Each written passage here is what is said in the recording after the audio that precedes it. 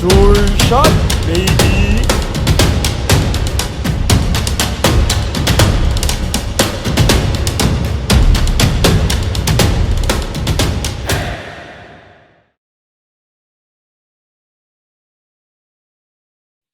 So, good day, everyone. We're here for another episode of the DVD show.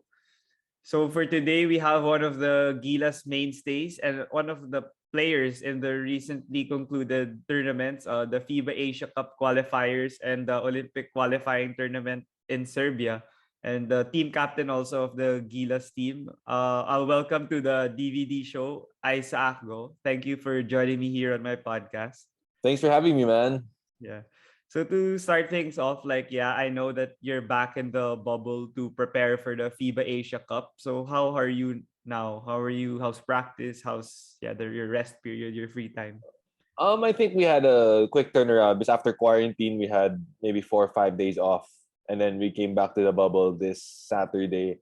It's been good. I think now we got all the injured guys back. We have 30 back in the bubble, and now there's this challenge now to reintegrate them, teach them the system because the guys who've been here or even have been here for almost a month or 2 months. So we have a better understanding of the system compared to them. So right now it's getting them up to speed, getting them to understand what we've tried to do and hopefully continue to build on it. Yeah. So mentioned that there are like more players now. I think 20 yung pool. So parang ano ba yan? Parang you guys have tryouts again? Like who will make the final lineup? Something like that. Definitely. So every time there's a bubble, there's no guaranteed slots. There's no one's guaranteed the position of the team. Everybody has to work for it. There's always a challenge. And as as we say here, it's a pool, so players will definitely be coming in and out of the pool at different times. Injuries may occur, matchups. So there's always this factor that you never know who's gonna make the lineup. So it pushes everybody to give their best. Yeah, I think it's great though that sila third year back because yeah, it gives you more options also on offense and like his versatilities there. Plus, yeah, sila Matt Nieto, I think they also have a chance to play in FIBA Asia Cup, so there's more like guard depth that they could provide also for you guys. But then for the free time that you guys have in the bubble, I'm pretty sure you guys also have a bit of free time. What are your like activities that you do to, relax or chill? So some guys like me, sometimes I tend to just stay in my room and chill.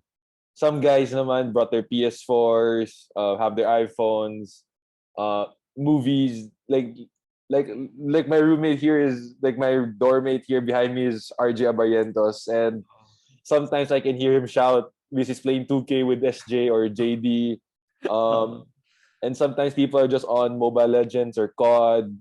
okay. There's just a variety of different things, and some people just chill in the rooms, watch movies. So it's a really fun mix of guys. There's a little bit of everything for everyone here.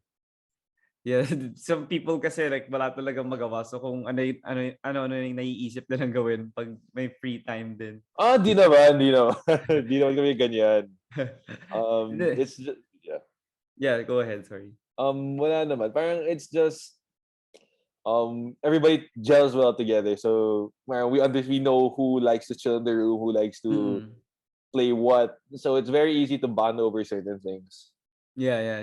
Yung chemistry nga nung team niyo sobrang nahalata nung games because like yeah, a lot of my friends then and the people I know they didn't really imagine that you guys would like only lose by 7 to Serbia. Parang all the predictions were different compared to that. But like through the game, you could see that you guys could really keep toe and toe with them. Mhm. Then for the being the captain first, like the preparations for the whole two tournaments that you guys played. What was your how do you like motivate them or how do you like lead the team and how blessed were you also that you got the team captain role? Um, I think first when Coach Tab announced that Ray was captain and I was co-captain, I think it came a little bit of a shock. Um, but Coach Tab always emphasizes that everybody can be a leader. It doesn't matter who. And for that certain tournament, it was given to me and Ray as a challenge to prove that we could lead because Mm. he wanted to bring it out of us. So in terms of motivation, I think the guys do a good job themselves getting themselves motivated. Like if you need to be motivated to play for the national team, then there might be a little bit or something wrong with you. No offense. Yeah, yeah. But I think it's more of okay at certain points when teams get rattled, when if some of them feeling let's say nervous, it's more about that providing a little bit of comfort, providing a bit of leadership to calming presence, because it could be so easy to get caught up in the moment, to be erratic, to be I'm finally here or magigil ka. So it's Mm. more trying to provide a calming presence, something they can look to, someone they can talk to if they need anything. And at the same time, I think I'm not one of the most vocal guys out there, so I'm trying to improve on that, but I try to gain their respect by the work ethic I put in, by the way I play. Oh, okay. So you're more of a lead by example team captain. And like I think see Mike Nieto then he's the vocal guy that when he's on the floor he points out all the defensive matchups or what to do like if it's this player who has the ball. I see him even if he's off the bench, he still provides the help to you guys and that advantage for you guys to communicate well on the floor. And I feel that you guys are also like the leaders of the Gilas team because you guys know Coach Tab's system really well compared to maybe the other players. So maybe that's why you guys got put into that role also. But Uh, with the bubble tournament the bubble one in Clark. Before that there were a lot of stoppages in the bubble. I think you guys went in and out maybe 2 or 3 times. And how tough was that for you guys? Like you didn't know when you were gonna play, you didn't know when you were gonna practice. I think it was more of when you're gonna play, because when you train and you know you're training for something, it kind of okay. At least I know I'm working towards this goal. But Mm. especially I think this can remember me, it's the first ever bubble. I think in January with when we had some of the pro guys like Kiefer, Justin, Raul, Roger, Mhm. Troy, Yeah, yeah. and then it was a 5 week long bubble, and we didn't know if we were gonna play. I think it's a little bit tough because you know you're preparing for Korea, you're preparing for those games, and it's not there. And then you leave the bubble again. But I know it's difficult, but at the same time, in this time of the pandemic, we're given an opportunity to play.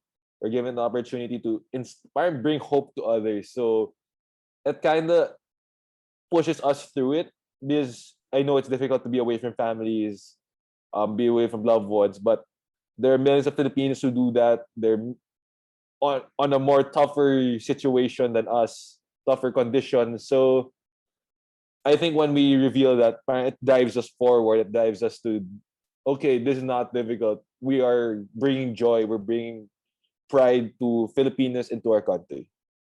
Yeah, that's a great mindset for sure. And I think everyone appreciates that. Kaya nga nung games kahit at like 2:30 a.m. A lot of people were watching, like trending pa din sa Twitter. Like yung ibang hindi nakapanood, they watch the replay the Mm. following day and they still show their support to you guys. But since nga you said that it was really tough since you guys didn't know when you were gonna play.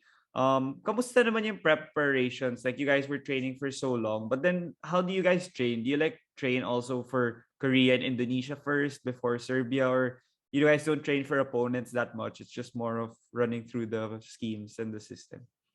I think they're both ways. There are two types of preparation. One is the preparation we do for ourselves is improving our system, that our skill, na no matter who our opponent is, we're ready. So that's what the bulk of the preparation is for. Um, then once we get maybe 2 weeks before the games, then we start prepping. Okay, who's our next game? Oh, okay. We don't look ahead in terms of preparation. So like what we did first was Korea. We looked at Korea probably exclusively 85 to 90% of the time.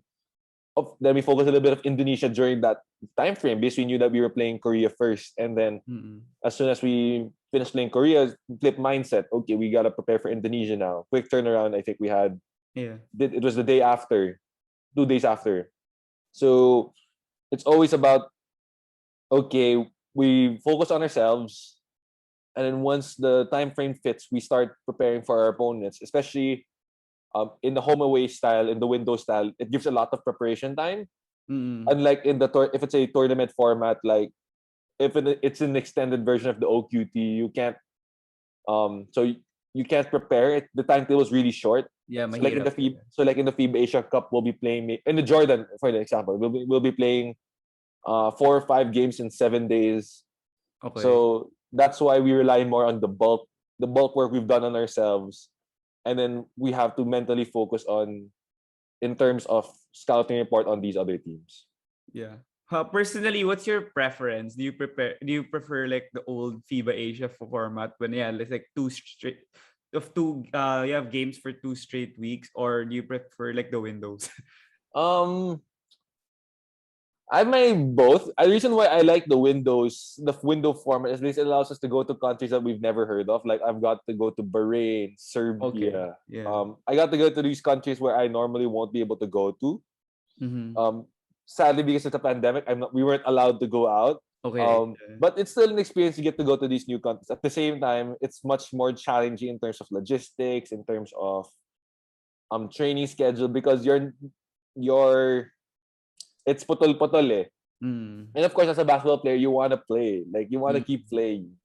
So that's why I like both formats. It's I think one of I'm still torn really. I can't choose between both formats. Yeah, maybe it's great for you also because you could adapt to any change or whatever like the tournament says. You're able to still perform at a high level, you and the whole team.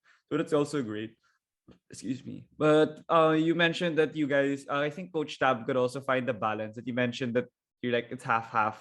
Like you prepare for the opponent and you also improve on yourself. Maybe he finds that he strikes a balance. And like in 2015 when he was the head coach against Iran, ata yung team lang na focus niya. Kasi he said if we beat Iran, we'll make it to the gold medal match. I think it was sila Terence Romeo, Calvin Abueva, the 2015 team.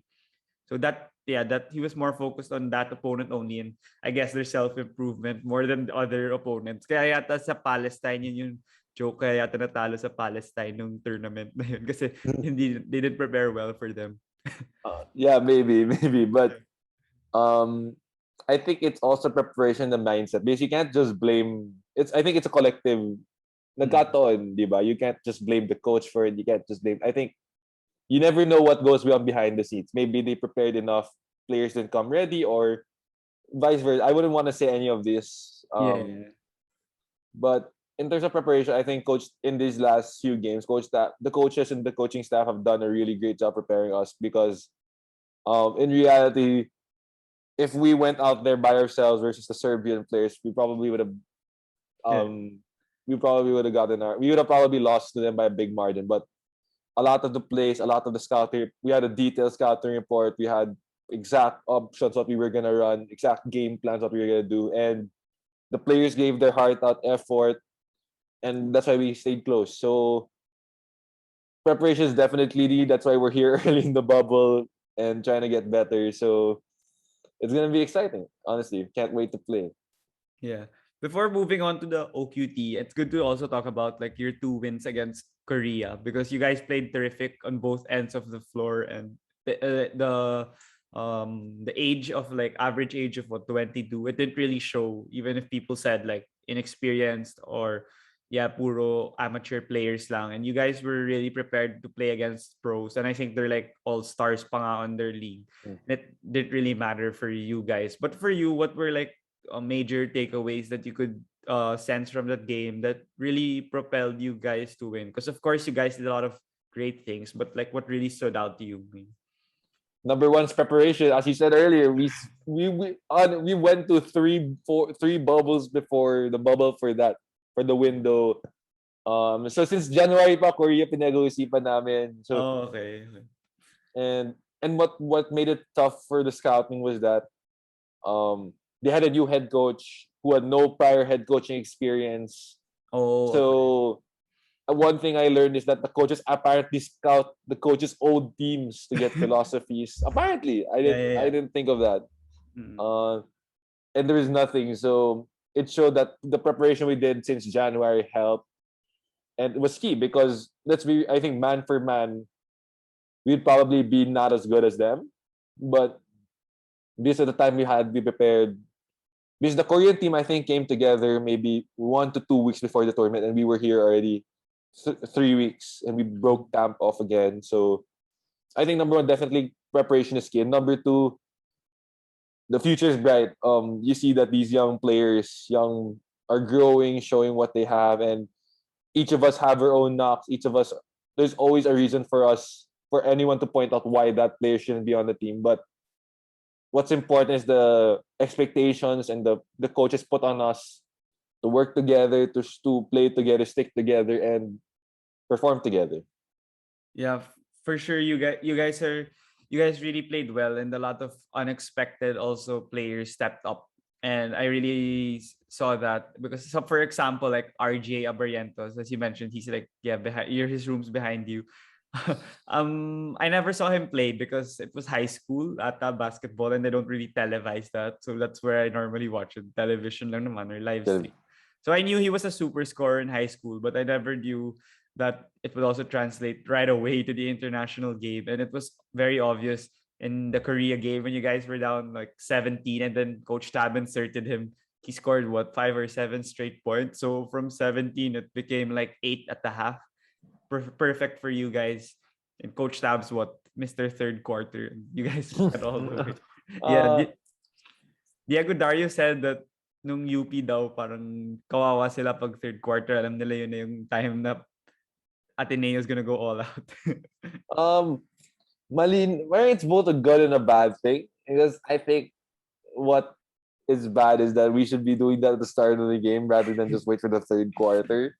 Mm-mm. Um, but yeah, in a way, I think there's always something for us. Like no Oo. matter how well we play, there's always something Coach Sab is gonna point out Okay. for us to improve on, or the mistakes we're making. So he's very detail oriented. Like Oo. he's grabe siya mo sa details. So Yeah. where our screens are, how we play defense, even how we move our feet, Mm-mm. he's very detailed about it. So there's always something for us to improve on, like no matter what. So lalo na halftime, he gets a chance to gather his thoughts and lay it out there, whether it's a positive or a negative message. It still helps us improve. Is it like ano ba? Is he talk like Monty Williams? If you've heard like Monty Williams Uh motivation in the finals. sometimes he does. Oh, okay. It really depends on the game, on the situation. Because sometimes he's not gonna get mad because he knows that, let's say, it's a lot of things that we can still work on. So it just really depends on the type of mistakes we make. Oh, okay. Yeah. At least he adjusts also to you guys, and maybe how you guys are receptive to what he says, then maybe the way he delivers of what he wants to impart to you guys and how you guys will react to it. But you also mentioned a while ago that yeah, the future is bright for you guys. And for instance, when I had Enzo Flojo, I told him that I thought you guys had a few weaknesses, and it wasn't seen in the qualifying tournament, because one of it was I thought you guys had less 3-point shooting, and you guys made like 14 threes in the second Korea game, and the other one was yeah, in the clutch I said like just Dwight, who's like a go-to scorer, but of course that was wrong again because yeah, SJ was clutch in the first game.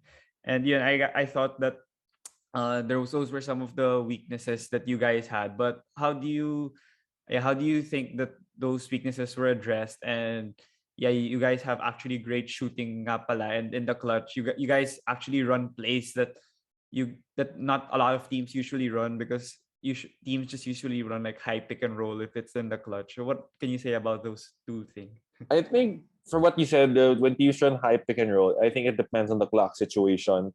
Because I Mm. think we had 3 seconds left on the clock when coach called the timeout. Not enough time to run a high pick and Yeah. roll. So I think for that, it really depends on the time, because a lot of times also in game situations where players have the ball 10, 12 seconds, which is a lot of Mm. time. For us, it so happened that it was 3 seconds. So coach had to draw something up for a catch and shoot. Yeah. And I think in terms of shooting, it's just reps. So a lot of the guys here really take the time to get extra shots up before and after practice. And it makes it a lot easier knowing where you're going to get your shots from because of the system. So if you know your shot is coming, it's going to help you shoot a higher percentage. And I think with that, it's just as we get better with the system, as we mature, as we learn to play with one another more, it's going to help us shoot a lot better, especially since now the game is changing and in the international stage, everybody has to be able to shoot. Yeah, grabe yung mga shooting ng mga teams. Like, I was watching Nigeria ba yun against US, and I don't even know some of their players. Like, though I only know like the NBA guys, and they shot like 21 or 23s against US, and I didn't really expect that. So I guess, yeah, you were right that you need to be really great shooters now in the international level. So for instance, Jordan Heading, yeah, he's one guy also I've never seen play except this last few games. And he was like a marksman from deep. And whenever you guys pass it to him, he was like sure ball. And the first Korea game, sayang nga, he wasn't there, I think, because he was like rehabbing an injury. And but then in the two games in Serbia, he was the leading scorer, I believe. And they couldn't really guard him because he spaces the floor really well.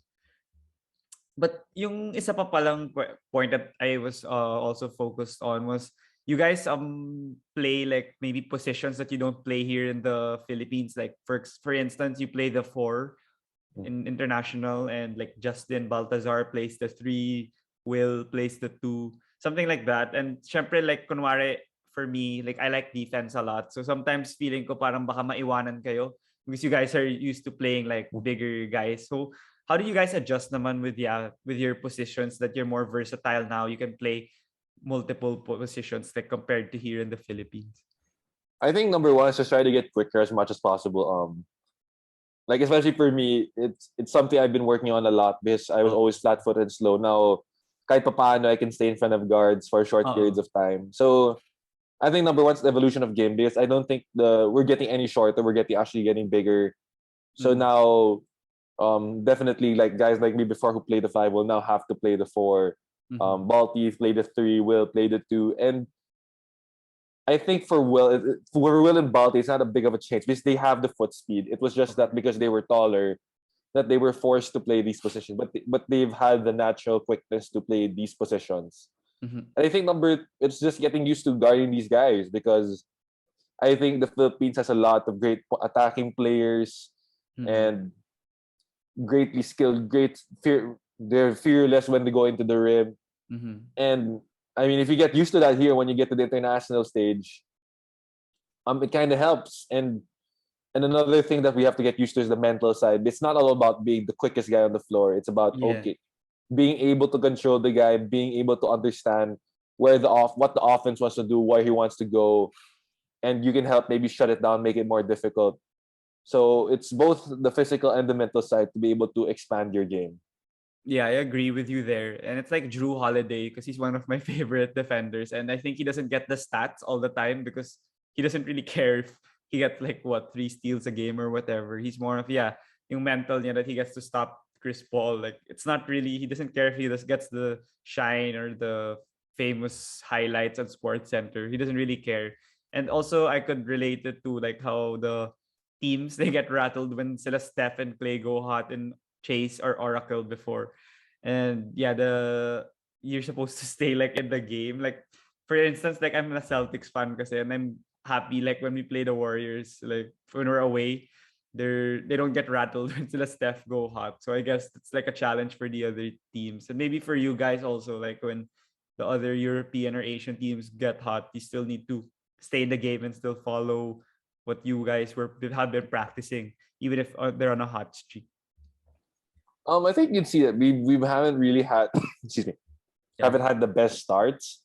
So like in Korea, like both games, I think they both started out with around 6-0, 7-0 runs. Yeah. And it's just about staying in the moment. Like, okay, we just gotta weather the storm. Because sometimes teams will get hot. Teams will, like, no matter what you do, even though if you shut them down, challenge, make it difficult. Pa rin. These are great players. They're gonna make shots, and all you have to do is weather that storm. And once you weather that storm, then you start getting yourself back in the game. You start fighting. You start chipping at the lead a little bit because these guys are great players. Like I remember, I think, and Dusic, I think, in our Serbia game, and the number one in Korea got hot. They got really hot, and they weren't missing. And we just had to stay there. We just had to hang. We just have to hang with them, and that's something we didn't do with Dominican. Excuse me. Di siya COVID Hindi. Um, when they got hot, we didn't hang with them, and then once they started their confidence boosting, they blew us out, and we couldn't hang on. Yeah. I like also how Coach Tab didn't call a timeout, I think, in the second Korea game when you guys were down like 9-0. Tapos kayo na bahala yung nag-manufacture ng points. Tapos naging close na kagad. Parang naging 9-8 yata. And also the Serbia game, yata you guys were down also early. Tapos you guys closed the gap right away in a span of like 3 to 4 minutes, I guess. Parang he knows that he wants to trust you guys and you guys find your way in order to solve the problem rather than calling a timeout to like save you, quote unquote. With that, I think Coach Tab prefers to save his timeouts for when it's needed. Let's say Serbia throws out something new Okay. we haven't seen, and that we need the help with the adjustment. He wants to save his timeouts for those situations. He doesn't want to use his timeouts to bail us out. And when it's something that he knows that we've prepared for, and he also wants to save his timeouts for the end game when it matters. Because when you're losing the game, sometimes can matter if coach has 2-3 timeouts left instead of one. Mm-mm. So I think the best example would be the Philly series before with Brett Brown, where Brett Brown had to use his timeout to keep them in the game. Yeah. When it came to the end games, he had no more timeouts. So I think it's that philosophy that okay, if I've prepared you guys enough, you guys know what to do. It's just a matter of if you're gonna do it. Yeah. And then if something comes out that we haven't discussed or something that is giving a little bit of trouble, then I'll use my timeout for a mental adjustment. Yeah, that's a great practice that he's been doing for you guys, and it's very evident also with the results. And but then with the 3 games here in the Philippines, here in Clark, were there any points that maybe he think that you guys needed to improve on for the Serbia and Dominican Republic game with the practice sessions that you guys had? What were those things that he was pointing out, maybe like on offense or defense, that you guys would need to focus on? Oh, there's a lot. I think number one is which we couldn't practice was we could do half and half, is like the physicality and the speed of international game. When you play against one another, it's you're kind of trying to catch up with one another, there's a certain speed to it. But when you go to the international level, then from Asia and then to the OQT, the physicality, the speed is completely different. People are bigger, stronger, faster. Like open shots that you thought to be open are now challenged because these guys are now 6'4", 6'5", long, athletic guys covering a lot of ground. That's of course something we couldn't work on in terms of practice, but it was a little bit of a mental note that you guys, this is what we have to get to. And definitely our system. There were a lot of times where our system, we showed lack of mastery of our system, where we showed that, okay, we could have looked at this instead, or it just showed that we were a little bit immature and needed more time to fully accept and fully understand the system in a way that it's ours. It's not anybody else's, and you should know every option, what we're looking for, when to run certain sets for certain guys. That level of detail. It's not like, okay, I'll run, let's say, thumbs up because I want to run thumbs up. No, there's supposed to be a rationale why you're running thumbs up. Yeah. And I think sayang din kasi I think the pandemic contributed to it. Like if it was normal, I think you guys would have had tune-up games in order to have that, ingraining yourself more to the system, and also the getting yourself used to the international level of play. Like for instance, before they used to like have tune-ups against African teams, I think, or even like other teams that they weren't gonna play. So I think Philippines used to play against Turkey and they played against France, I think, before some of their tournaments before. So those are some examples that you guys didn't have the advantage. I think Korea was your first legitimate game, right away. That's why maybe it was tough for you guys. And you only had one tune-up game before OQT, and it was against China and the one here on Quest and Clark. Yeah, so it was in Clark. It was tough for you guys. But yeah, going into the OQT, and people really, like for instance, I really thought that there was a 5% chance you were gonna beat Serbia, and like I thought Dominican Republic was a higher chance, like it's a 50-50 game, even if I don't really know much of their players. But going into their country and going into the two games, was it like the same mindset lang from the three games here in the Philippines? Like it didn't really matter much what were your opponents, or do you guys have a change of mindset more than like the plays or the schemes?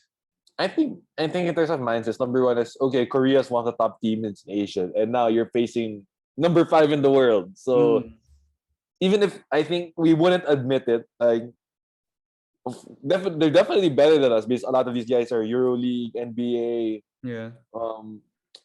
high level players, and I think there's a different mindset now. Oh, like now we actually know, like everybody knows who Boban is, everyone knows who Yeah. Gilas is, Mm-mm. um, like even Micic now. Mm-mm. So where a lot of us are like, okay, number five in the world, we can't play the way we played against Korea because Okay.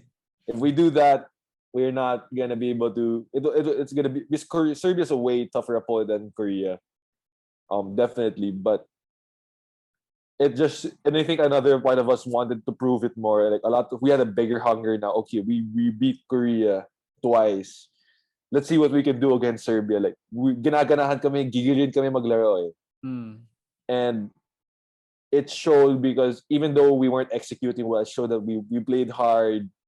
We stuck. We try to be physical with them. We try to keep it close, and it just showed at the end that our inexperience, immaturity. I think that's why with Serbia, and then when with with what we had in Serbia, we were like saying we can't take a step back against Dominican. Um, we didn't know I didn't know much about them also, but Coach Tab has a lot of experience playing with them. Told us Latin American teams like to play very physical, they're Yeah. aggressive, and you have to be ready for that. And you can't just take them light or just because you lost to eight by Serbia. You can't take them lightly because they're a really good team. Yeah. So personally for you, since kinapos nga lang sa dulo nung Serbia, were there like a few parts of the game or few things on your system that you feel that you're in the team system, I meant, that you guys could have done better, that could have made you guys win? Because for instance, Coach Tab said that at Italy, I think when they beat Serbia in the finals, they attacked Boban more on the screens because he's not also quick laterally. So if you force him to switch on the guard, it's kind of hard for him. And nawawala din siya sa rim protector. So advantage for you guys if you did it more. And he said also that the two threes of SJ, I guess, and Balti that missed were open shots though.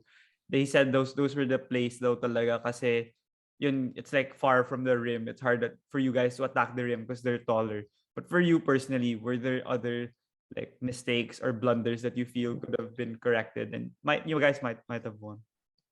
I think not really, because I think maybe handling the physicality better. Um and I think that in those moments it got a lot of big because like Balti was really it just hit the front of the rim. SJ was a little bit falling, it's a bit wide open. I think it's just being a little bit more composed, knowing that these Okay. shots are gonna come and not say, okay, we're down, I think down two, we need to hit this three like Yeah, yeah, Gigil. yeah. I think just having the more calming presence, knowing that you're on your shot, you've worked on your shot this much. So it's now about just hitting them, just sit. And I think also that the game plan was right. Yeah, Coach Tab said it was about to put Boban in the ball screen a lot. But of course, the Serbians know that also they would have adjusted. Yeah. And I think at the end of the day, it just shows that the system works because without the system, 8 points. I don't think so. I think Yeah. the preparation. So it's more about more maturity, um, and just be having a little bit more calm in mind and be ready when the moments that comes up. Yeah, like the last time you guys played Serbia, I mean, you weren't in that team though, but like the Gilas team, they lost by what, 50 plus or 60. So it's a huge improvement, and it really resonates that that every team needs a system. Like the US also, they lost first two exhibition games because they were just playing one on one. It's kind of difficult to do that. And you guys really need to have a system. Also in the PBA, for instance, like San Miguel lost their first game, Ginebra lost their first game. when I watched it, they were playing one on one. I think sila CJ and Stan Hardinger were also like getting themselves used to the system pa. So maybe that's also why you guys really performed well, because you guys are like you guys have been practicing the system for months, ever since like January, as you said. But Yeah, and you can't. Yeah, it takes time to really get. And I think Stan Harder came back from injury. Junmar isn't 100%. Terrence got hurt. So a lot of factors to consider. It's just not. And I yeah, think the pandemic also struggled with them in terms of for sure. allowing them to get more consistent practice time. Yeah. So moving on to the Dominican Republic game. Yeah, you guys were in the game for like the first half. What do you think went wrong in the second half? Or was it more of, yeah, you mentioned that the guards play physical. That's what I've noticed the whole game. And you guys were parang surprised also with what they were doing. And their guards are quick and they're also shooters. So do you think that yun nga yung sinasabi mong composure and maturity, do you think that was more of a factor also in the Dominican Republic game? Because yeah, they're more experienced and I think they've been playing more in the international stage. I guess so. But because I think Serbia and Dominican provided different forms of physicality. Um, Mhm. Serbia was a little bit more discreet, like small bumps here and there. Yeah. To put you, of course, Dominican was more in your face Yeah. type of pressure. And I think we just have to learn better how to adjust, because in a tournament format, you get 5 games in 7 days. You Mhm. can't, you don't have time to sit down and run through or watch a lot of video. Yeah. So it's just being, yeah, it shows that how solid your system must be to be a little bit more consistent. And you gotta give credit to Dominican because they saw they saw, okay, we saw this young Filipino team. Let's try to be physical with them, and they presented a challenge, and we didn't respond too well. So it's something that, okay, now next time we can't be this team that gets attacked by pressure. That we will be the one attacking the pressure. Yeah, I think it's fine though that I mean it's really part of the learning blocks for you guys. Like normally kasi pag natalo yung Gilas ng ganun, parang people like bash them, like the Serbia and the Italy, the one in ano before, the one in the World Cup. But then you guys, there were not a lot of like criticism compared to those teams, and maybe because they know that it's a program, it's not like quick results right away. That you guys need to win every game that you're playing right now, and people saw maybe the way you guys play. That's why they don't criticize and bash you as much as the other teams on social media. And yeah, moving on to the FIBA Asia Cup and the World Cup in 2023, the future looks bright for the Gilas national team. But yeah, you mentioned that the FIBA Asia Cup, you guys are training for it in what next month. But how has the training been like with the 20 players, and who are your opponents there? It's like a tournament format also. How is the tournament gonna go?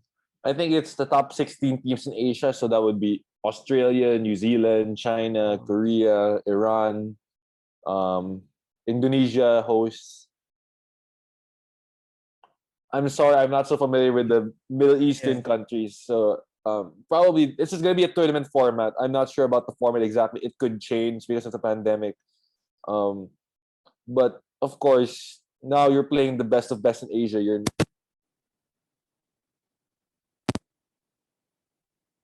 Nawala yung audio. hello. Oh, there. Sorry. Yeah. Parang you're not just playing now two teams where you can focus. Now you'll be playing the best of the best, and who knows? Like some of these teams are going to be coming straight from the Olympics, like Australia or Iran. So they may bring the same team, Oh yeah. and you don't know now. Maybe this China team that we faced in the tune-up game maybe decides, okay, we need to bring in our big guns, who weren't there. So definitely it's gonna be a challenge for us, and we're excited. We're definitely excited to play against, because of course, we want to play against the best. We want to compete Mm. against the best. So it's gonna be exciting, definitely. And it will just it's a good gauge to see where we truly are, because as Coach Tab said, we want to be one of the premier teams in Asia, and what better way to do it in the best of the best Asia tournament. Is it's similar to like the FIBA Asia Cup before, like yung mga 20, yung the one they played here when they beat Korea? Is it something like that also? I think so, but I'm not sure. I'm just not sure how many teams, how many Yeah. the what's the format gonna be like, and Yeah. how many teams are gonna fly in. This you know, like, is New Zealand gonna fly because of Yeah. the pandemic? So it's a lot of question marks still. Yeah, it's so different now. They keep like changing the format. Before kasi 'di ba mas simple, pero they tried copying yata yung sa FIFA. So now it's more different. That's why I'm kind of confused yet of the format also, like you're not sure also of the format because before it was like standard lang ito yung format ganyan. So now I'm just excited to watch more Gilas games. But yeah, too quick to point out lang that you guys also aren't you guys like exhausted also or tired since you've been training for so long and then you played consecutive games. Then that's why you also got a 2 week break before training again. So how much help will it have also that you guys have more players now? Because the 12 or like the core of the team that kept playing over and over again. Aren't you guys like exhausted also or tired? A little bit, yeah, but I mean, we're young. We kind of want to play basketball. Like, if you Mm. told us like we could play basketball as our as a profession, like, we're gonna take Yeah, it. for So sure. a little bit exhausted, yes, a little bit tired, and I think that's why the coaching staff are trying to plan our trainings in such a way that we get rest. It's not Mm. all about physical work, it's also mental work. It's trying to find that balance and obviously prepare us for the future because this is gonna be our jobs. And when we go wherever we go, professional, PBA, Japan, anywhere, Mm. it's gonna be like that. It's gonna be everyday trainings because it's now your profession, it's now your job. So it's a good way to prepare for that. As I like to put it that way. It's a good way to look forward to that. Yeah. You mentioned that the future kanina is bright, for you guys. And Coach Tab is building this team for the 2023 World Cup. But for your opinion, do you believe also that PBA players could be inserted into the team? And do you think also that they should also be there also to learn the system like in a couple of months, not just there to be there for like 2 weeks and then they're already part of the final 12? What's your thoughts on inserting PBA players into your team or your pool? Definitely because of course the PBA they're still if they're the they're still the premier talents.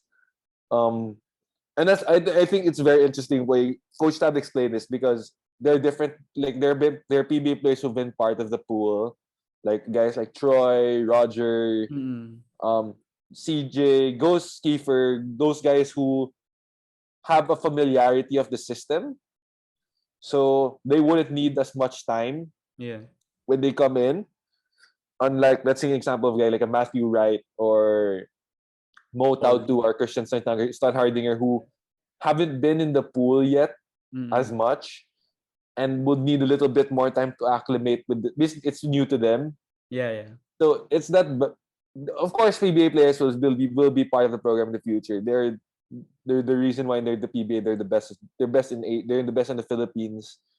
But I agree with Coach Tab. They need preparation. They need time because it isn't like I'll tell you now. It isn't easy to grasp Coach Tab's system, and even guys like I think 30 who's had a familiarity with it, and guys like even me who've been here for some time now still struggle with Some certain aspects of it. So yeah, so it's gonna definitely take some time for that. very exciting. Like I think maybe like a few of you guys will be part and also a few of the PBA players. Like there's a more gonna be a mix of both. It won't be a majority you guys or majority PBA players, I feel. And hopefully we also get guys maybe like Jordan Clarkson or Jalen Green because I think it's possible that they're able to play. It's just that the paperwork's kind of tough. And I think because Jalen Green played for the US junior team. I think he could still choose to play for us in the seniors. But I don't know if what's gonna happen with that. And the Clarkson also, I think they've been trying to make him play as a local for like more than 5 years now, and it's kind of tough. But hopefully in the World Cup, we find a great Hopefully, 12 man. hopefully. I think that's where management has to do work. I know that they've been doing a lot of work behind the scenes to get it done. Yeah, So while they do their work, we have to do our work to prepare for that. yeah. How about the preparations now for FIBA Asia Cup? What are you guys like focusing on now? Is it more of like defense, offense, or what's like the focus now for you guys? I think first is mastery of the system. When you have new guys come in, definitely we gotta get them acclimated. We gotta get them to understand. Okay, and because we've been together for quite some time, the system is quite broad now. Mm-hmm. It's gotten quite big, so we gotta get them in rapidly. And the players have done a good job. It's just so much at times where it's definitely a struggle. And I think number two is getting the physicality down. With a little bit of the live work we do, we try to get a little bit more physical with one another. Try to get fast. Try to be quicker without hurrying. Trying to improve on the takeaways we took away from Serbia.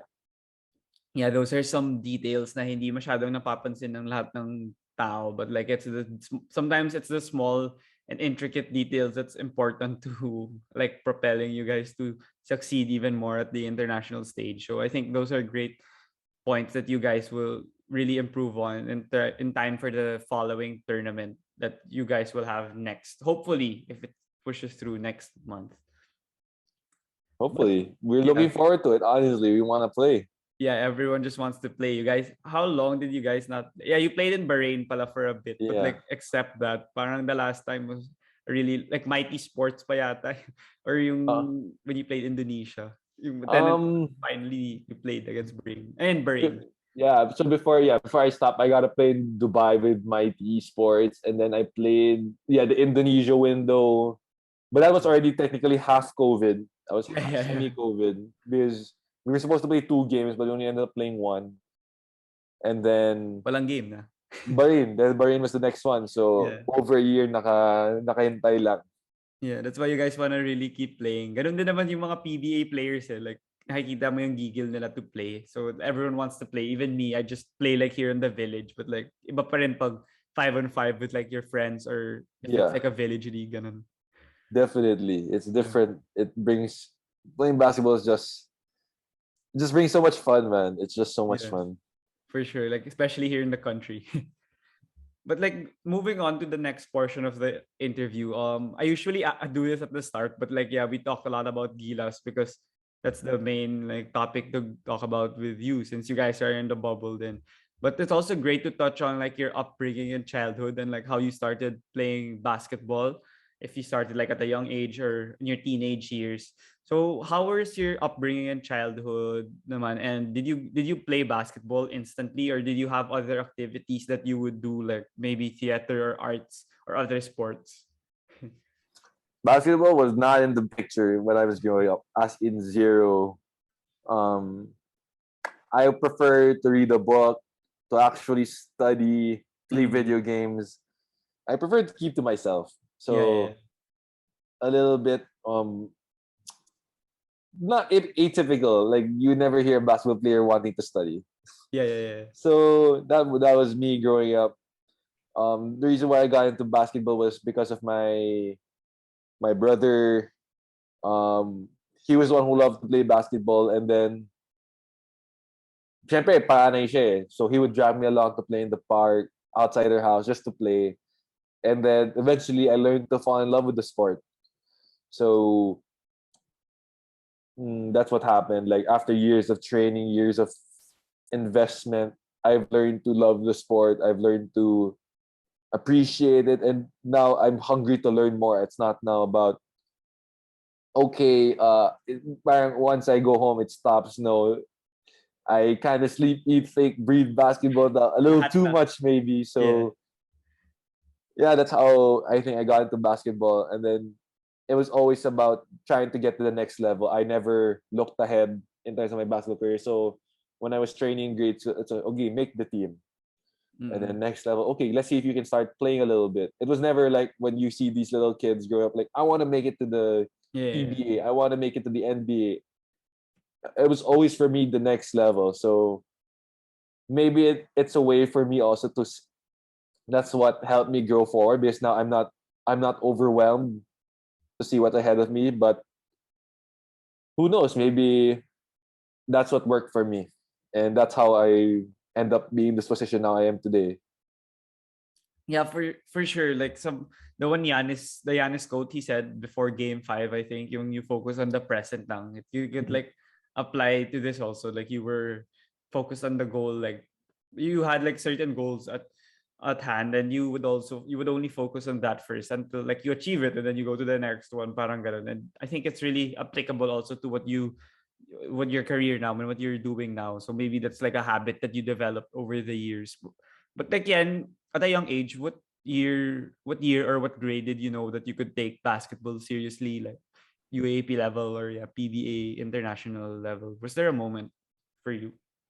Grade, like I wouldn't say, because like even when I was growing up, like me playing the PBA was not in the picture, man. So honestly, it was just as I grew older, like when I made the I think the best time was when I made the youth program. That's when Okay. I kind of thought like, okay, maybe I can do this. Hmm. Um, but at the same time, I knew that okay, dami pong kakain pang bigas because uh because in the youth program I was probably the least ranked there. Like if you look at all of us, Mm-mm. so my teammates were like guys like Arvin Tolentino, JJ Alejandro, Kyle Slau, Rev Deputado, Oh, Jordan Heading was my yeah. teammate in the under youth program.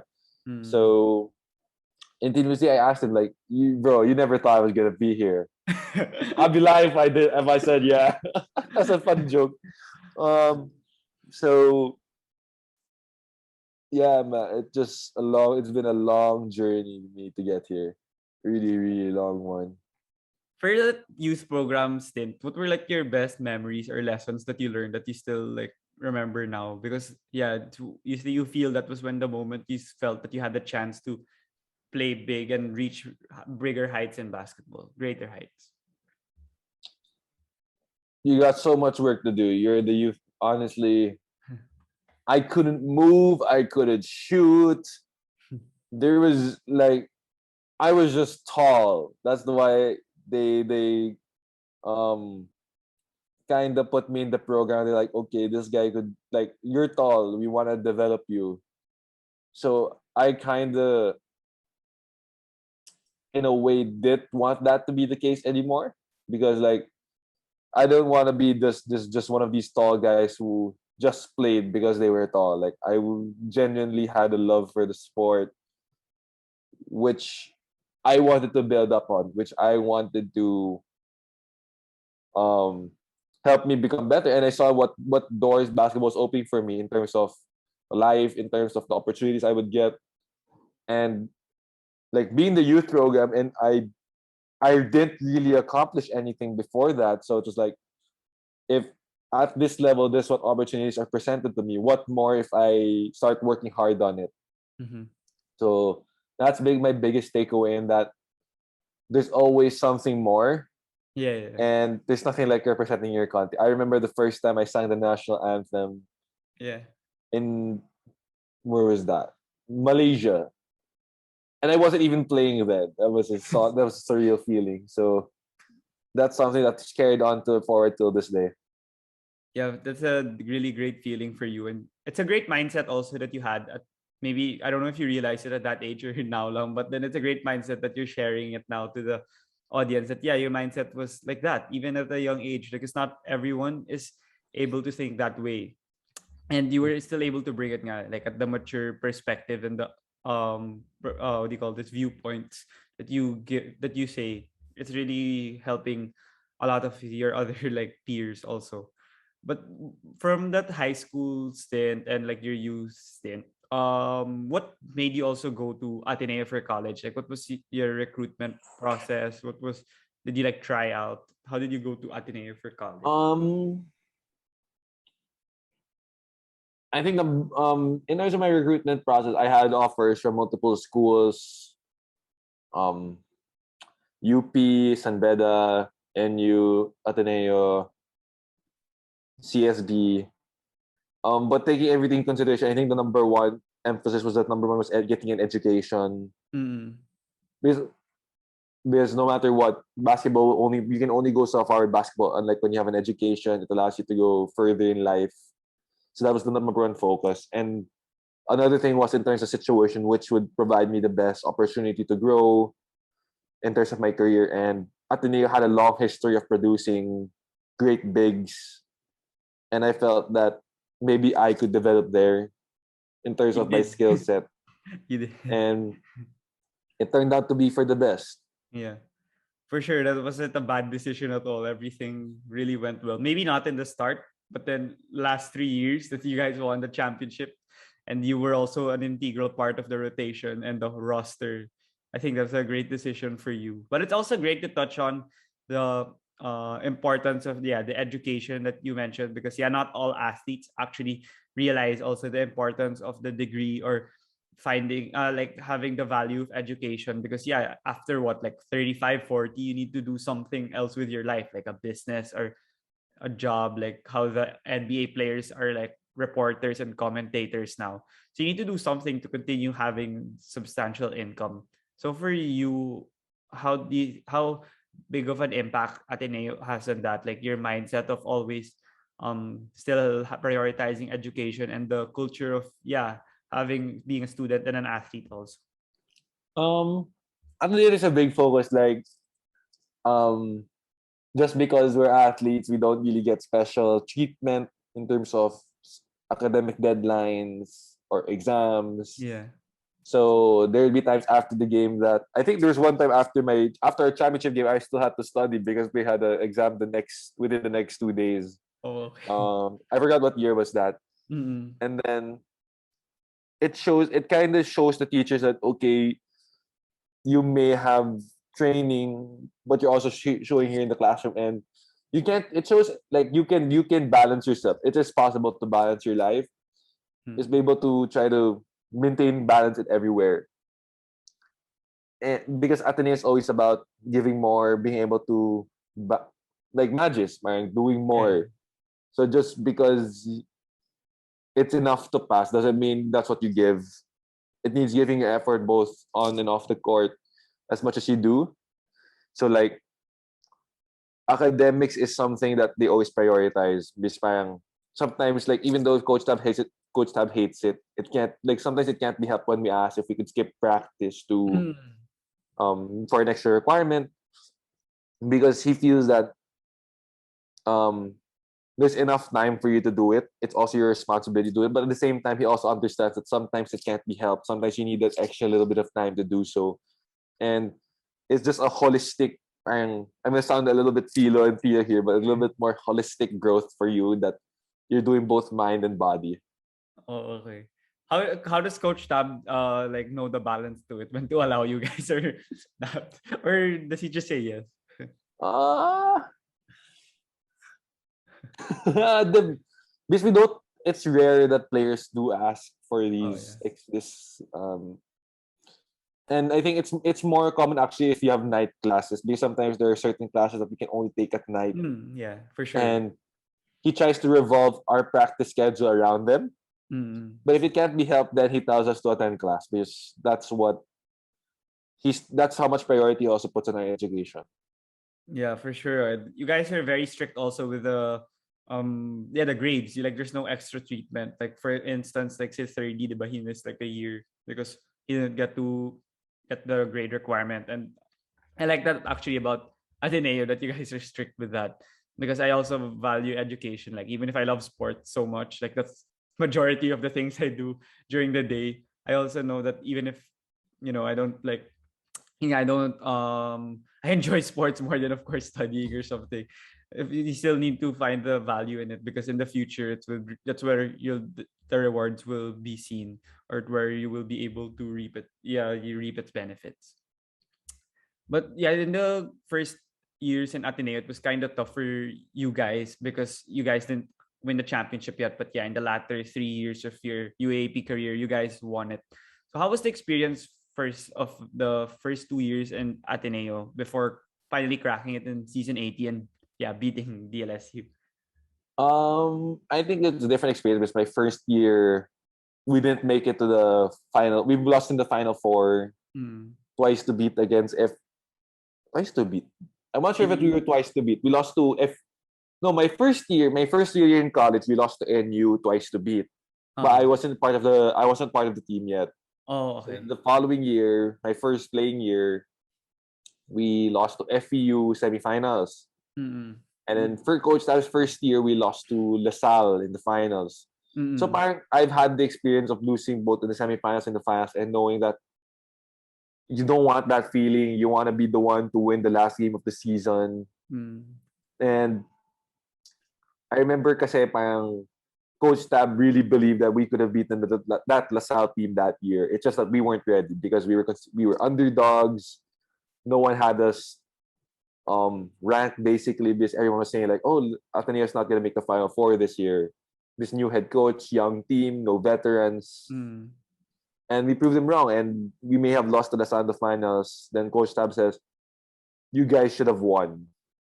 I really believe that you could have beaten that LaSalle team. You guys were just ready. So Mm. that drove us the next year to work harder, and we finally cracked it. We finally beat LaSalle in the finals. Amazing feeling, honestly, to win a championship. Amazing Yeah. win. For instance, me, I thought you guys actually were not gonna win in season 80 because Cam LaSalle and Ben Mbala was still there. So I was like, oh, we're gonna win again because he's here. I guess I was wrong because you guys were really terrific. Like especially in game 3, you guys were playing within the system really well, and there were crucial shots. Like everyone knows your shot with like 20 seconds left, 25 seconds left. But there were also other shots like Rafi Verano made like a few threes, Gian Mamuyak, like unheralded heroes that people didn't really see them making clutch shots. But you guys, yeah, were very mature, ready based on the loss also the previous year. You guys had players that were finally getting the attention they deserve in that year, like Anton Asisio also. I think that was when he made a lot of 3-point shots, and that's when he started to get the minutes and the 3-pointers that he was really capable of doing. And yeah, for you also being clutch in that season and season 80, how do you develop that clutch gene? I mean, in the FEU game, you made a three, it was for you. In the LaSalle game, you made another three. So even if you don't do a lot of things like the whole game in terms of points, you make the crucial ones. Um, I think it's number one is having the confidence because you've worked on a shot. It's not those shots I took aren't new to me. They're shots I work on practice. Mm-mm. So if you work it on in practice, then once the moment comes, you know that you have calm of mind, that you've worked on it. You have confidence in it. The coaches have your coaches, your teammates have confidence in you in taking that shot. And another thing is that knowing if you miss it, it's just another game. You're not. It's not life or death. It's not. It may be a little bit of pressure, but it's not like real pressure where you have guys like Damian Leonard calling out people saying that real pressure is not knowing where you're gonna get your next meal. Real pressure is not knowing if you're gonna have electricity tonight or water tonight. That's real pressure. We're playing a game. We're playing a sport, and you miss the shot. You still have your whole life ahead of you. You're not. There's so much more you can do in life. So just because let's say you miss the shot, so Yeah. you kind of have nothing to lose. I have that kind of nothing to lose mindset when taking those shots Mm. because I think that elimination round I took it really hard because I missed the shot which would have beaten LaSalle. I think that was for 14-0 that year. Oh, okay, yeah. And I Second took it round, yeah. hard. Yeah, I took it hard on myself. But then you hear people talking about that. That's yeah, you took the right decision. You missed the shot. So what? Like Yeah. game's not done. Your career's not done. Mm. Season's not done. And just go. You're enjoying, and you live for those. Honestly, if as a player, you live for these moments. Like you want to be presented with a challenge to show that you have it. And luckily, I had the opportunity again to do so and made them.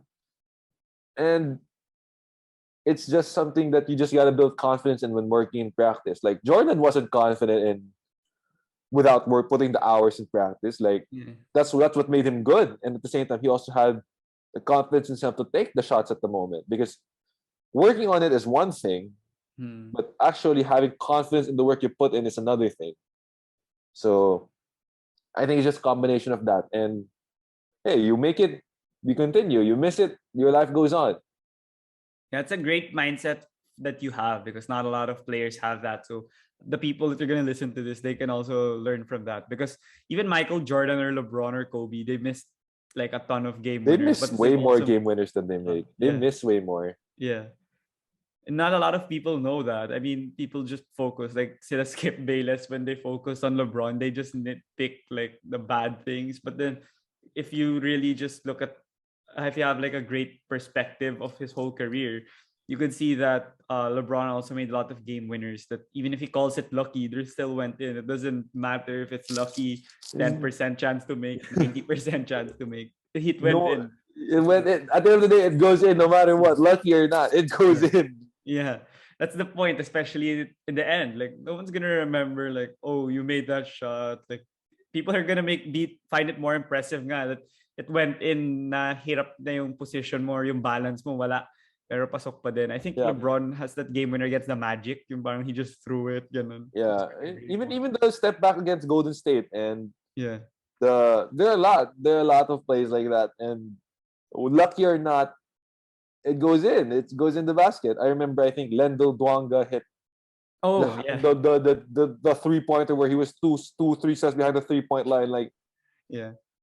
Like some people say it's lucky. Some people will say he practices that shot. Like even Ray Suerte when hit those two big threes against the Sal. Yeah, yeah. Were those lucky or were those the work he put in? Skill. I would say suerte talaga eh, but Mm. I would say it's he put in the work, so doesn't matter. At the end of the day, the shot went in. Yeah, yung perfect nga that you mentioned, though, put in the work. I think it's Ray Allen's when he got the offensive rebound. Kasi one misstep lang, stepping siya or long two eh. Kasi corner. So yung pinapractice niya yata niya talaga yung shot na yun. So you never knew that you've been practicing it, pero kakailanganin mo pala pag game 6 of a do or die shot. So I think that's what you were saying also, that you guys put on the reps that develop your confidence and the ability to make shots, whether it's first shot of the game or last shot of the game. And also the play, like for instance, yung FEU and LaSalle, was that like a play that Coach Tab designed before pa? Tapos you guys practiced it? Or is it more of like he thought of it that game and then he just threw it up and then you ran it? I think it's a little bit of both. I think there's certain aspects of the play where we do practice, but definitely in game situations, it's gonna change depending on the players, the situation. So in both cases, we're pick and pops, which we've worked on in practice. It's just that the action prior, the alignment might be different. And I think the FEU one was a drawn play. The one LaSalle we kind of broke down there, and we kind of ended up just playing in that one. So it's a little bit. I would just say it's a little bit of both. You work on it, some you draw it, and just execute. Yeah, for sure. That's a great play. I really didn't expect that. Then when you made it, I was like, game over, game. Wala na. Pero yung next 2 years also in Ateneo, you guys actually won 2 more, and you guys could win more, like even if you're not there anymore, because of the star-studded lineup that you still will have in the resumption of the season. But through the season 81 and 82, you guys almost like dominated the league and barely lost. But how do you guys remain motivated and like you don't make complacency a factor? Because a lot of the star-studded teams or like the NBA and all the other sports leagues, sometimes they become complacent. Like the Warriors up 3-1, they lost in the finals. How about you guys? Parang for you, parang di kayo nararattle eh, kahit college pa lang. Because we've seen teams stick close to us. I think that's what it's sometimes a reality checker that someone's best can beat your good. So or someone's good can beat your bad. So Or just because average. you're average. So we've had close games. We have games where we lost because we didn't play well, and at the same time, I think 2 reasons. I think a lot of Coach Tab does a good job of recruiting players with good character. Number one, and number two is with good aspiration. That it's just not the college level we want to play, and we want to go beyond. So our opponents aren't gonna be the people we play in college, but let's say the people we're gonna play in the PBA, D League, Maharlika, abroad. So a lot of the players on the team have that aspiration. So that's why they're getting pushed every day to become better. That's why there's no complacency, because there's always gonna be someone better than you. Except maybe if you're guys like Kevin Durant, LeBron James, just the Yeah. elite of the elite, the top 0.5% of the world. Only they can say that they're the best of the best. The rest of us have a lot of work to do. Yeah, that's great also that he's able to impart that vision or that mentality to you guys, because not all coaches or individuals or can do that to their players. Or maybe also the selection process of the team, he doesn't get necessarily the best, but the ones who can fit in well with Ateneo and their system and their expectations, his expectations for you guys in the UAAP level. So maybe that helped because yeah, like no one in the teams like yung parang nahihirapan mag-buy in, at least from the outside perspective, like with the system. And yeah, that mentality of always getting better. Because if people ask me like, oh, is this guy in Ateneo, like why is he in the team ganyan, like I can actually defend like why they've been doing and how they've been improving ever since like their first season with the team. Because I don't know, I watch a lot, so I can see what you guys do and how you guys are able to improve. Like I think William Navarro, he had like the highest plus minus the previous year, and not everyone knows he's good because in the stats it's like still a 30 and Yeah. Ange. Ange absorbs a lot of his rebounds and a lot of his stats. And Yeah. so that's why I'm just kidding. But yes, Yeah. it's true, because this stat sheet is at the end of the game is the one thing people who miss the game would look at. And it does not capture a lot of things. So we just do a good job, I guess. As Coach Sam said, there's only two stats you can look at: offensive rebounds and sorry, turnovers. Those are the only two stats you can look at. How many offensive rebounds did you get, and how many turnovers did you commit? uh, so yeah, and I think everyone just buy into the concept that it's not about me, but it's about the name on the front of the jersey. Hmm. So, and it's just working together to get the win, because just because you, let's say, score 30 points doesn't mean you're gonna win. So it's about doing the little things that will make us win.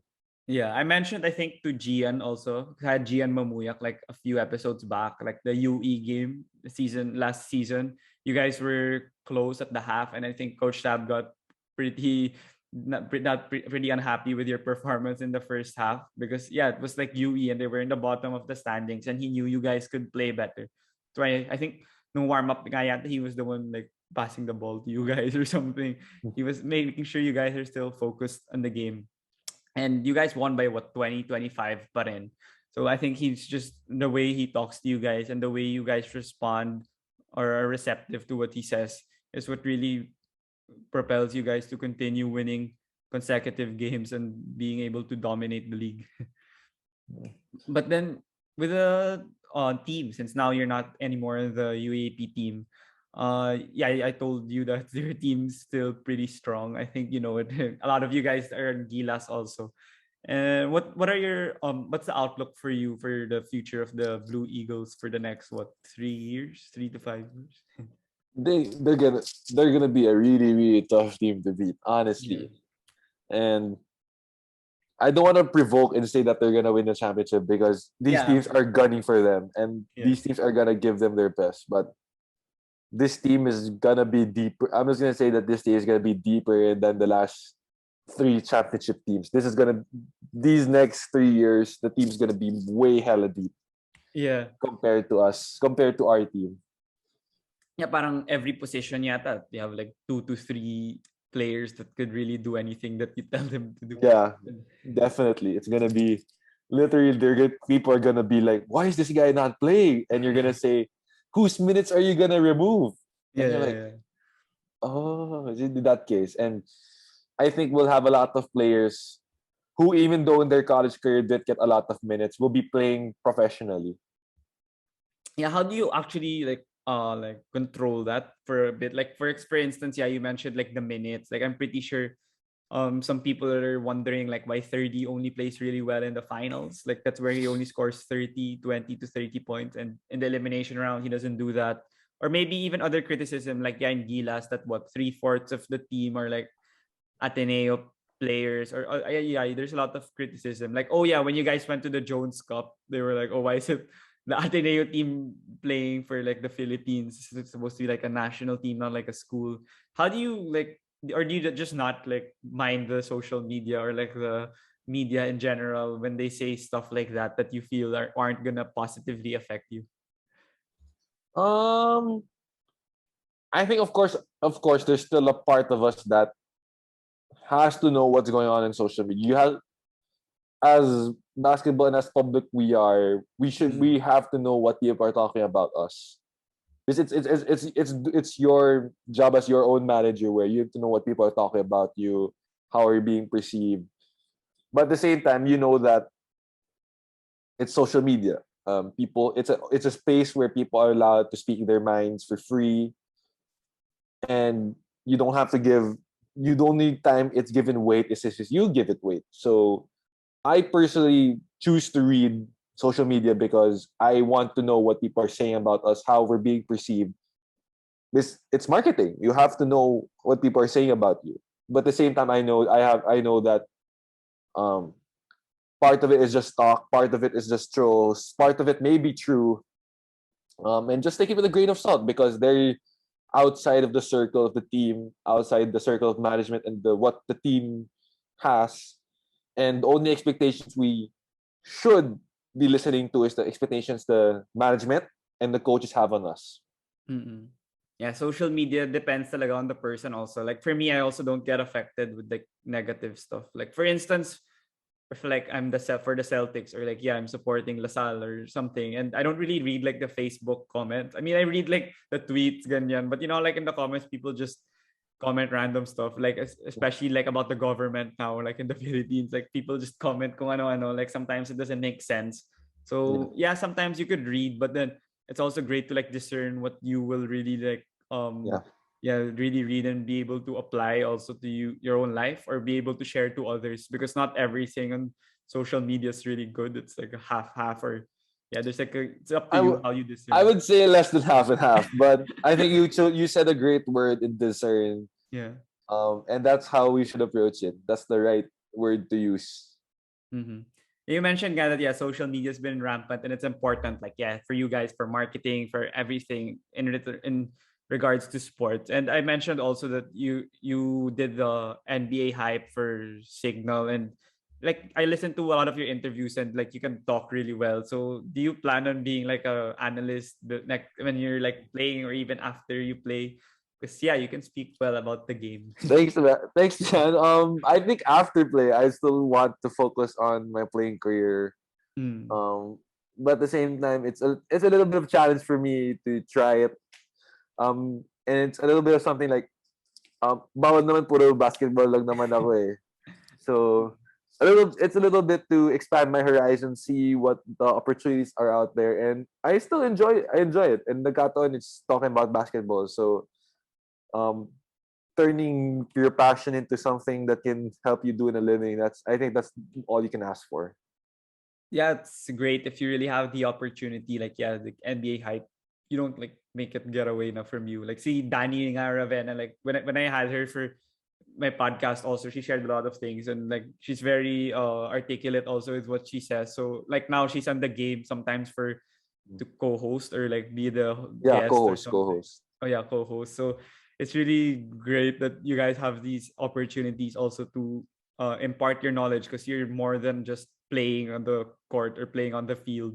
You guys could also share like your experiences and how to be able to help the audience learn the sport more in like a different perspective. So maybe it's good for you, like you know, JJ Redick. He has this podcast Dun- while he's playing. JJ Redick, Duncan Robinson, Yeah, Channing Frye, Richard Jefferson. yeah. Um, Now the more of the other ones now are like retired na. Like sila Baron Davis, they have sila Gilbert Robert. Arenas. Oh Gilbert yeah, Arenas. Gilbert Arenas. Yeah, they're like retired na. Bira yung naglalaro pa, like sila CJ McCollum they have. But Oh, CJ, yeah. it's I think active. it just so happened with the times.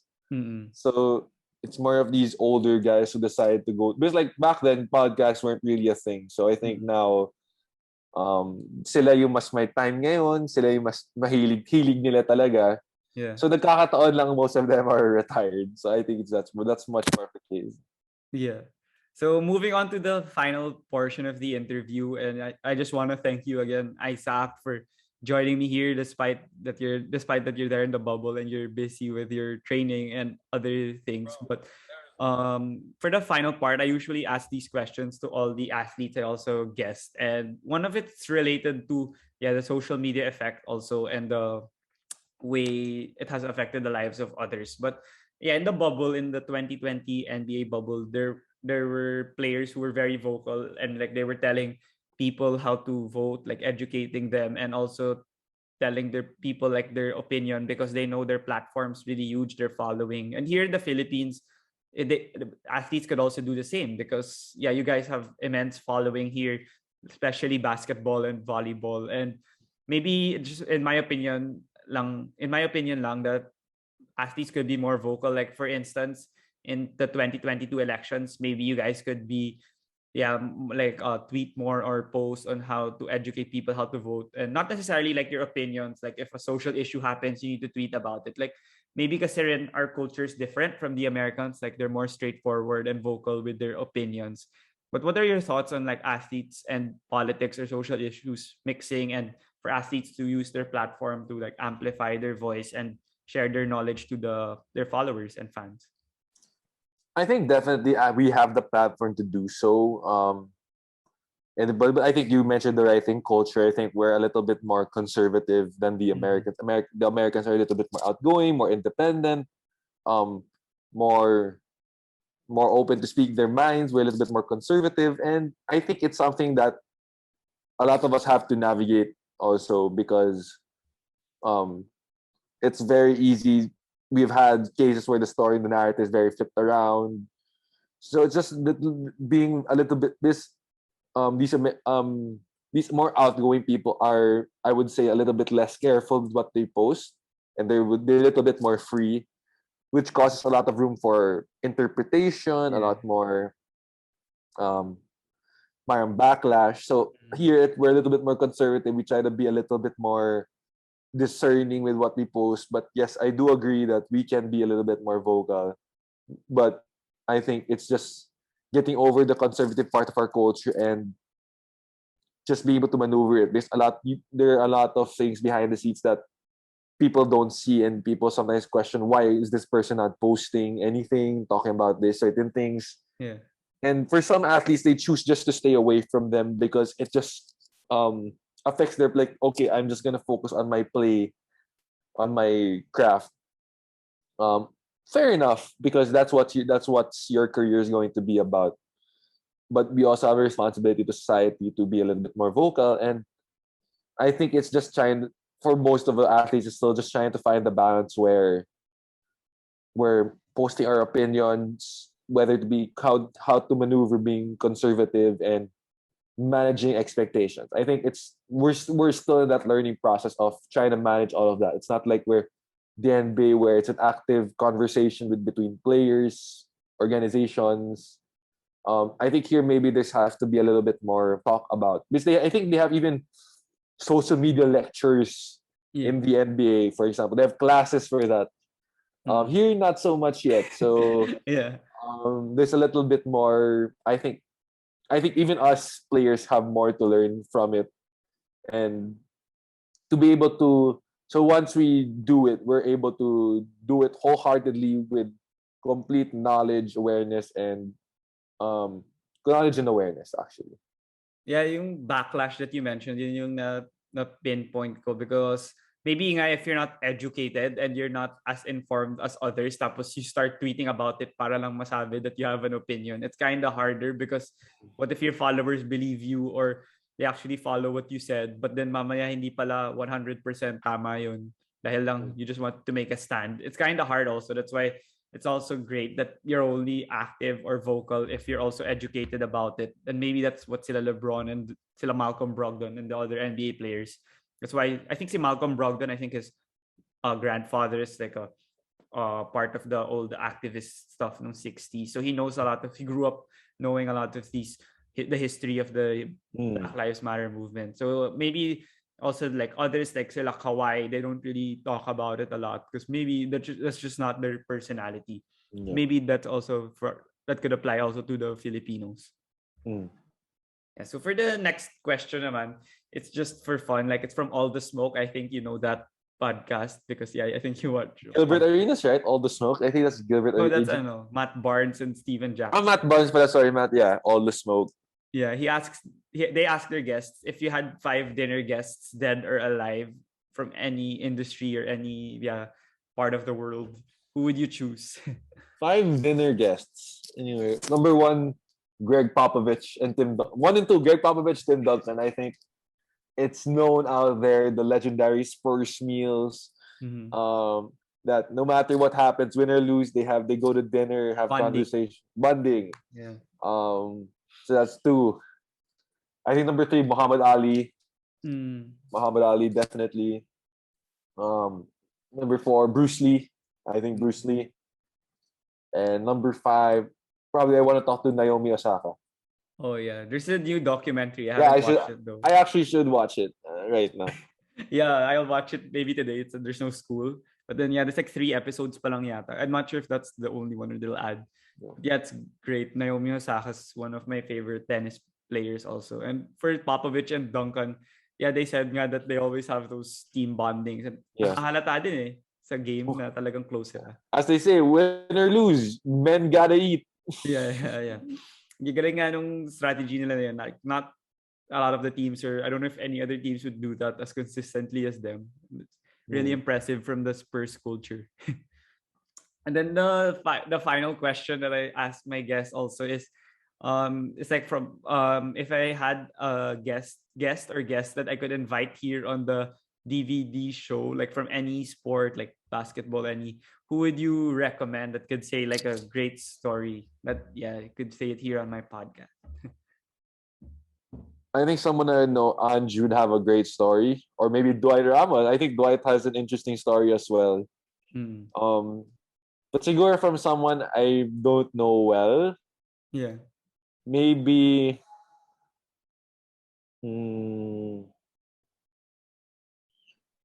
probably you can get. I'm trying to think right now. Who would have an interesting story to tell? That I'm not so You're not that familiar with. familiar with, yeah. Probably you can get these foreign student athletes to come on your show and talk, because each of them have different backgrounds. They don't all come from the same. And like hearing Ike's story from Anja's story, completely different. So you'll be surprised at what these people go through and their story to tell.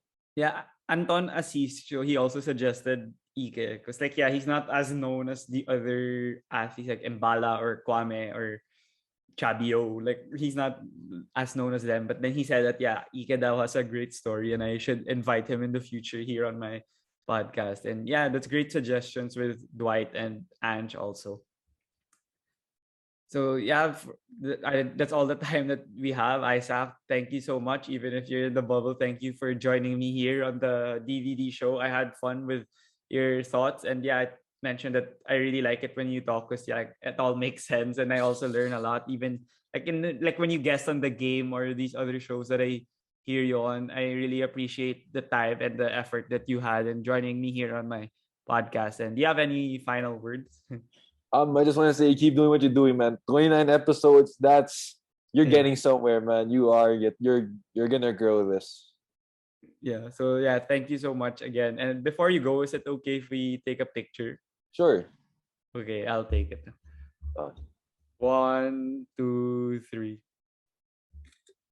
Okay, thank you so much again, Isaac, for joining me here on my podcast.